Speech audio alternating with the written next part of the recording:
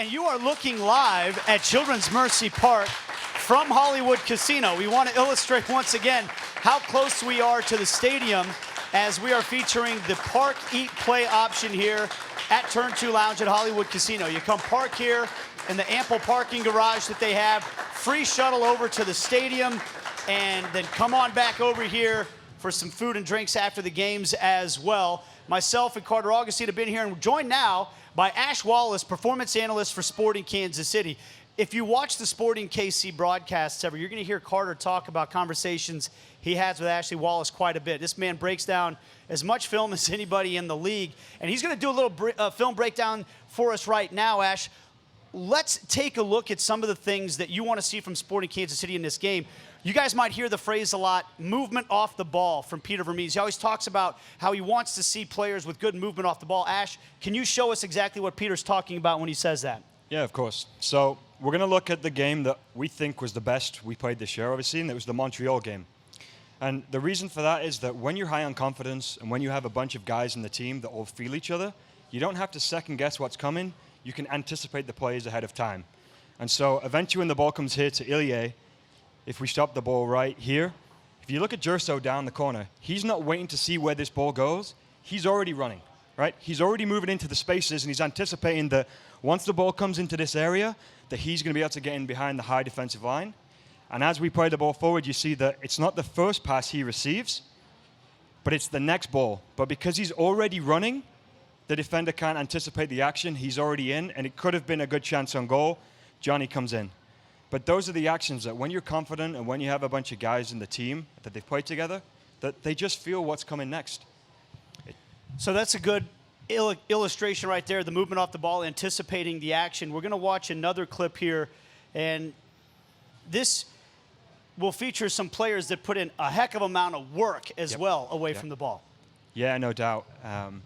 When it comes into it, I believe this is the second or third goal. Geez, we scored so many, I don't quite remember. But it was one of the 7. It was one of the 7. So eventually the ball works its way to Fontas here. And what you'll see is that he does a great job here to secure the first pass. And if we freeze right there, you'll see that as the ball comes into Ilie, Gerso decides already he's going to take off into the space. And when you play against a team that has a back four, those spaces end up being open because the outside backs get forward. The ball's on this side, so it's nowhere close to Gerso.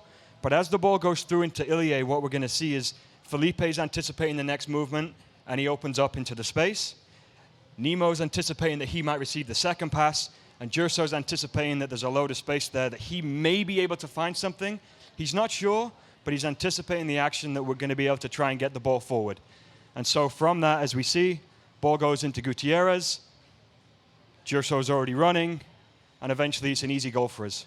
Because when you're confident, you're not second-guessing your actions, and you're always anticipating the next play. And it ends up being what looks like a simple goal, but because guys are all reading each other and reading the plays, it becomes, well, you see a very simple finish for Nemo there. A couple more goals from the Montreal game, and I believe this one a lot of people felt like was maybe one of the best team goals that Sporting Kansas City have scored this year. Yeah, agreed. And we're going to look at it from 2 different perspectives. We're going to look at it from the global perspective here, as we see, with all players on the field, and then we're going to concentrate on Gutierrez. But everybody knows the way we play, right? We want to try and build from the back, and we want to try and advance up the field. Well, teams will either sit in or they'll come and press, and it's trying to find a way to get a team to break their lines. So as you see here, Montreal have decided we're going to drop back, and we're going to try and make them come at us. We managed to play the ball backwards, and we start pulling guys out of shape, which is great for us. The problem is that once the ball goes back to Tim, and you'll see that we're all trying to come back into our positions, and you'll see if we freeze, we have somewhat of our back four shape. Ilie is getting to the defensive midfielder position, but we don't quite yet have anybody in the spots where the central midfielders are. We have Felipe and Roger, but you could argue that they're being occupied by the 2 central midfielders for Montreal. So as the play goes, you see that Felipe is the guy that ends up deciding, hey, we need a guy on this side of the field because Roger isn't there. Okay, it happens in the game, it's no problem, but the problem with that, we now have a space here. And we're talking about anticipating the actions. Who you'll see coming back and why he's been so good for the team is Christian Nemeth.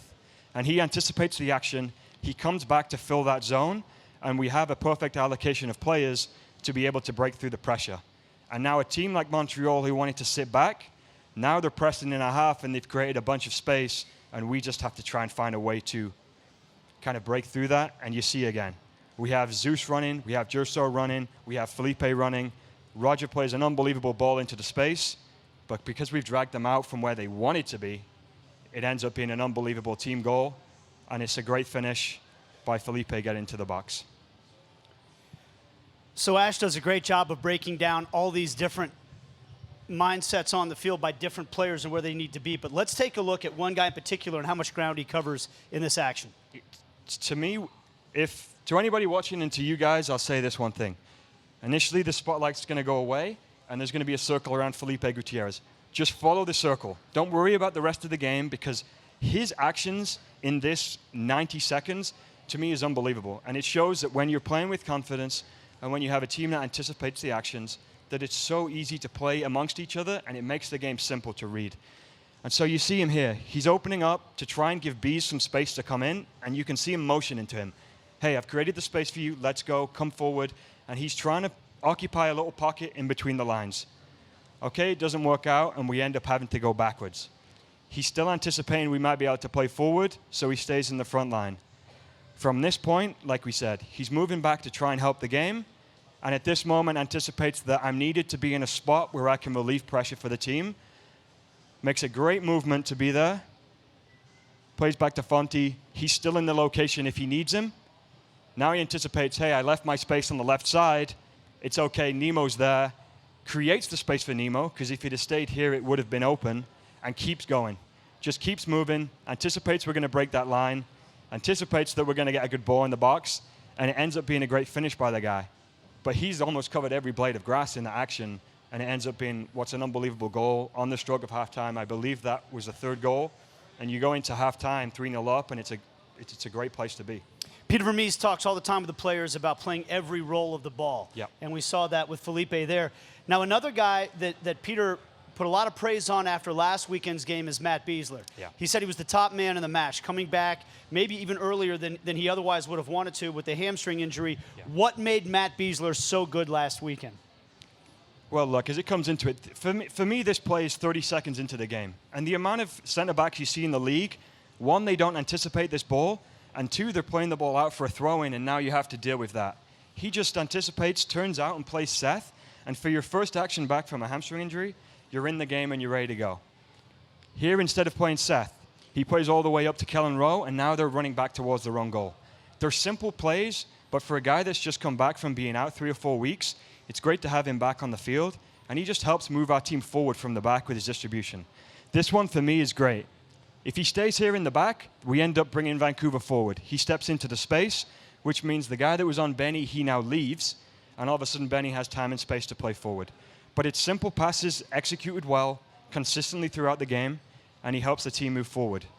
Again, here, he drops back towards his own goal. He's not going tight to the guy because Boton would be left 1v1 in the box, and you'll see at the right moment, he steps in, and he ends up winning the ball. That's just experienced defending from a guy that's been on our team for 10 or 11 years. Again here, steps in, wins the ball, plays a first-time ball into Christian Nemeth, and now we're in the attack, instead of dropping back behind the ball. Again here, sees the action of Montero, he's facing his own goal, steps up quick and aggressive, wins the ball, and stops an attack from happening. This one for me, and if we can stop it where the pause is, for me, this is an unbelievable world-class action. And it doesn't get the recognition that it deserves, because he has to go from defending somewhat of a high line in your low block to deciding he has to drop back to defend the cross. He drops back to defend the cross, and from that side, it should be a left-footed clearance. I mean, regardless of the fact he's left-footed, from that side of the field, he should clear the ball with his left foot. But he realizes the ball's cut back, and he has to go with his right foot. And if you see Montero right here, if he'd have waited to go with his left foot, it's the one you see all around the world, where the center forward comes from the side, he takes a touch, you try and swing, and now it's a penalty. The fact that he changes his feet in that action, and the fact that he gets it straight to Benjamin Feilhaber is just unbelievable for me. Like, now all of a sudden they're not getting a shot from the top of the box, and we're going the other way. World-class performance from Bees on his first game back. And I love the video you showed of the one interception that he had where with the same action. He intercepts the pass, and with one touch, he's playing it into Christian Namath. That goes back to the first video you talked about, the anticipation. He sees that play before he's even made the interception. Yeah, no doubt. So many center backs in our league would be back on the halfway line, and they would just be waiting to protect the space. The problem is, if that attacker receives and turns and runs at you, now we're all dropping back to our own goal. And over the course of the game, if you have to continually cover 60 yards to go back and defend, and then 80 yards to go to your goal, that's when you get tired. And it made a big difference in the second half because we had 10 guys, and those little tiny actions make a difference over the course of the game. So when we get to the end of the game, maybe we can strike and we can find a winner. Okay, we're taking questions again on Facebook Live and here in the audience as well. We have a question on Facebook Live right now for you, Ash, from Megan, who wants to know, what do you expect to see tactically from the Sounders in this game tonight? Well, they're certainly an experienced unit who haven't changed too many things in the way they go about the game. They always have a playmaker underneath. It was Dempsey, now it's Ladero. And they find good chances to get crosses into the box. And especially Rui Diaz, for a guy that's 5'9", 5'10", he finds good seams in the box and he runs hard. So I anticipate a lot of crosses into our box. And like most teams in the league, I would expect them to be looking to counter us when they come to Children's Mercy Park. And I'm sure that hopefully the first 15 minutes of the game sets up in a way that we're able to push them back in their end, start the game aggressive, and take the game to them because, as you know, Major League Soccer isn't a league where if you're near the top or near the bottom, that it makes a difference. It's game to game and it's week to week, and we certainly think that we have a team more than capable of taking on the Seattle team. So, Ash, before we break, one other bit of news was Sounders came out this week. Yeah. We've talked about Matt Besler being one of the greatest center backs in U.S. history. Chad Marshall announced his retirement. He missed the last 3 games because of an injury, and it's going to be a career ender for him. What does that mean for the Sounders, knowing that that he won't be on that back line? He's been a fixture for them in some trophy-winning campaigns. Well, when I first came to the league, he was one of those players you look at and you think, he's not so quick. He can't move. You think you can get around him.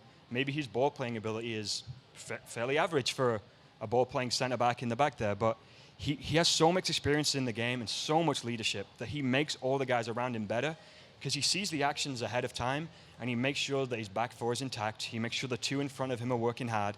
And a lot of their wins over the course of the last few years going through games have been from clean sheets. They've kept clean sheets and it's allowed the guys further forward to make plays.